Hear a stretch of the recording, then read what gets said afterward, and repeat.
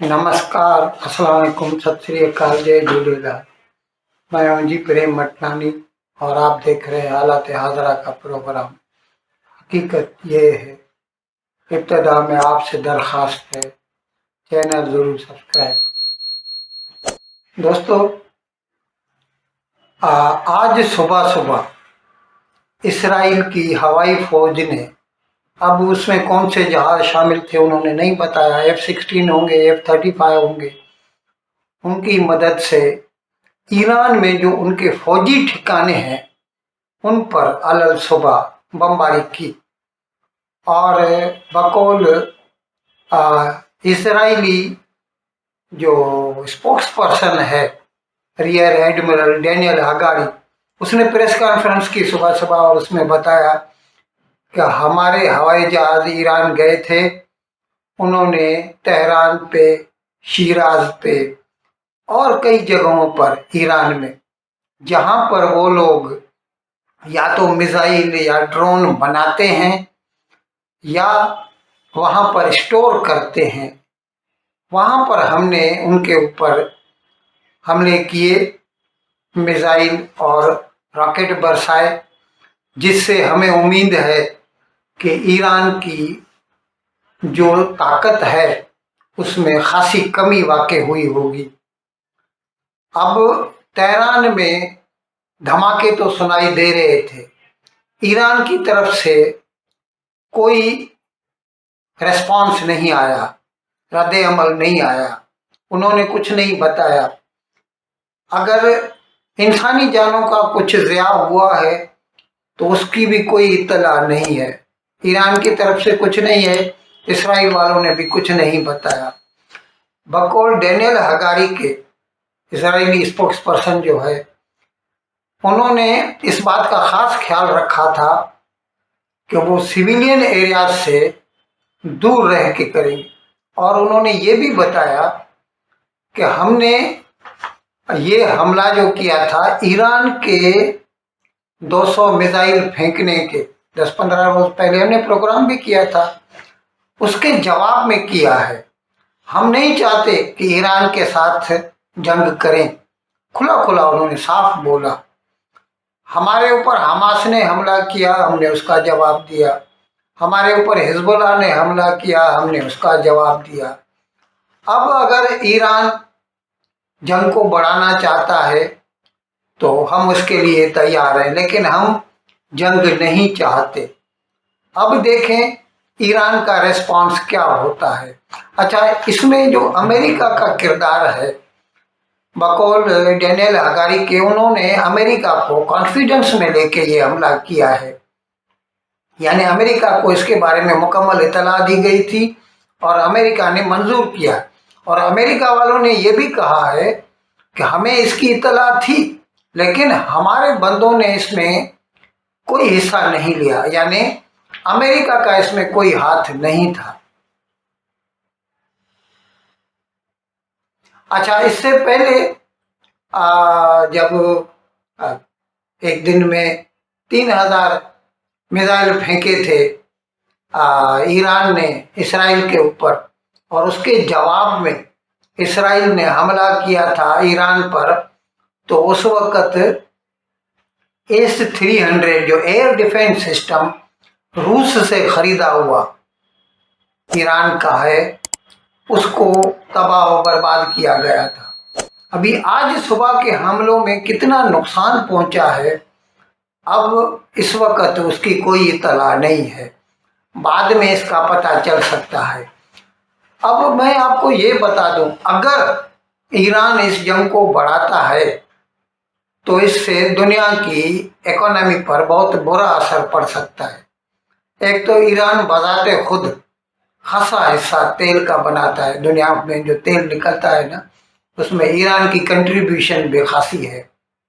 दूसरे, जो ईरान से नज़दीक है, स्ट्रेट ऑफ हॉर्मुज़ गुजरती है, वहाँ से तकरीबन 25% दुनिया का जो तेल है ना, वहाँ क्या है कि इराक हो, बसरा है इराक का, या कुवैत है, वहाँ से जो भी तेल निकलता है वो यहीं से निकलता है और यहाँ से आके फिर इंडियन ओशन में बहरे हिंद में आता है, और फिर वहाँ से रेड सी से होता हुआ स्विस कैनाल पार करके और मेडिटेरेनियन से यूरोप को जाता है, या अगर हिंदुस्तान को चाहिए तो सीधा हिंदुस्तान आ जाता है।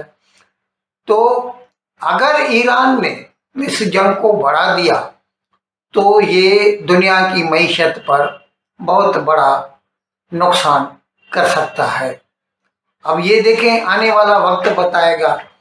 अच्छा, दूसरी तरफ ये जो भी ममालिक हैं, मुसलमान ममालिक जिनके साथ इजराइल की जंग जारी है, ये जब इस्राइल के साथ मुकाबला करने के काबिल नहीं रहते। अब देखिए, तकरीबन 1.25 साल होने को आ रहे हैं इस जंग को। एक साल हो चुका है, 1 साल और कुछ दिन हुए हैं। 7 अक्टूबर को शुरू हुआ था, 1 साल से ज्यादा हो चुका है इस जंग को। जो गजा है वो तो खंडर बन चुका है, लबनान भी खंडर बनने के करीब है, और ईरान भले ही गिडर भपकियां कितनी भी दे, अभी तक इसराइल को कोई नुकसान पहुंचा नहीं सका, न तो ईरान, न तो हिजबुल्ला, और न ही हूती।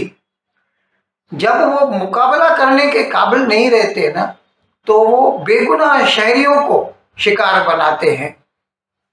यानी वो क्या करते हैं कि पूरी दुनिया में जहां पर उनको यहूदी मिलते हैं, जिन सिविलियंस जिनसे कोई वास्ता नहीं इसराइल मुल्क का, वो इसराइल के सिटीजन्स भी नहीं होते, उनको कत्ल करना शुरू कर देते हैं। अब इस सिलसिले में कई ऐसे हमले हमने आपको बताए हैं।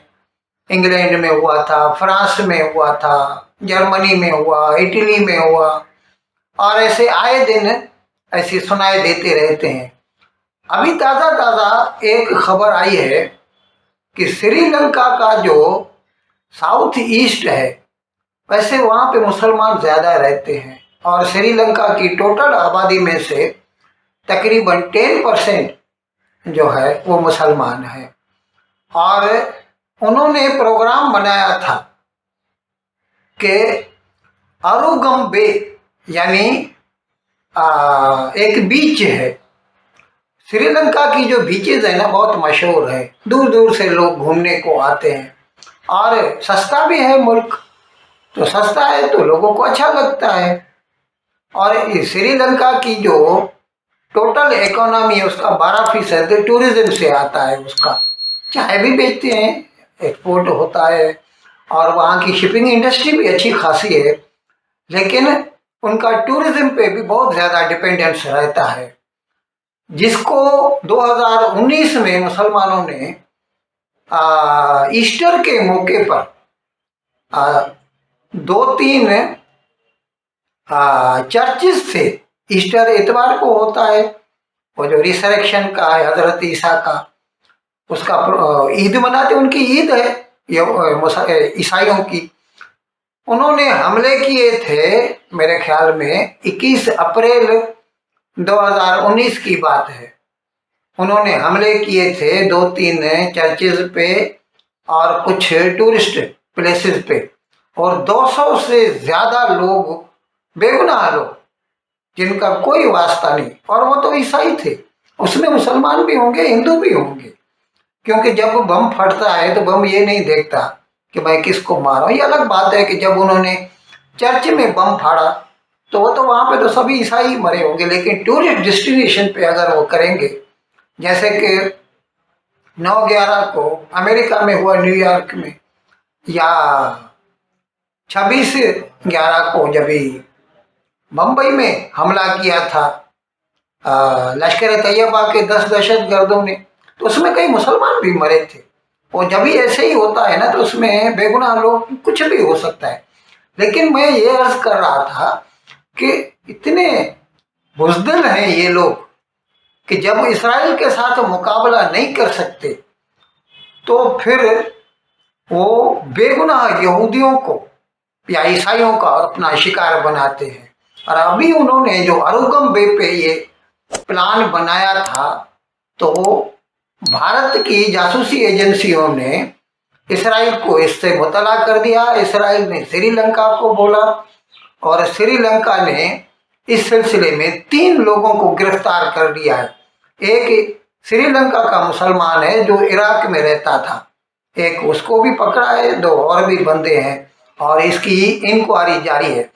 अच्छा, अभी इसराइल की सरकार ने अपने लोगों को, जो भी ज्यूज हैं वर्ल्ड वाइड, उन सबको बोल दिया है कि आप मेहरबानी फरमाकर किसी भी तरह से अपने आप को लोगों के सामने यहूदी न बताएं, क्योंकि अभी देखिए इनके सर पे काली स्कल कैप रहती है, ये एक निशानी होती है कि ये यहूदी है, या फिर उनका एक काला हैट रहता है, उससे यहूदी पहचाने जाते हैं, या फिर वो अगर इस किस्म के कोई टी शर्ट वगैरह पहनेंगे आई लव इसराइल ऐसा, तो भी वो पकड़े जाते हैं। तो उनको ये एडवाइजरी दी गई है इसराइल सरकार की तरफ से कि खुदा के वास्ते आप अपनी जो यहूदी पहचान है उसको छुपाएं, नहीं तो इस किस्म के जो मुसलमान हैं आपको अपना शिकार बना सकते हैं। अब है तो दुख की बात, क्योंकि जंगें मुमालिक करते हैं, उनकी फौजें करती हैं, लेकिन कभी कभी कुछ लोग बेगुनाहों को भी अपना शिकार बना देते हैं, जो कि होना नहीं चाहिए। क्या कर सकते हैं। इन अल्फाज के साथ आज का प्रोग्राम ख़त्म करने की आपसे इजाज़त चाहता हूँ, लेकिन विदाई लेने से पहले एक मर्तबा फिर आपसे मेरी दरख्वास्त है कि जिस किसी साहब या साहबा ने अब तक हमारे इस चैनल को सब्सक्राइब नहीं किया, हज़राए करम इसको जल्द से जल्द सब्सक्राइब करें, प्रोग्राम को लाइक करें, शेयर करें और घंटी का बटन दबाना न भूलें। बहुत बहुत शुक्रिया। खुदा हाफिज़।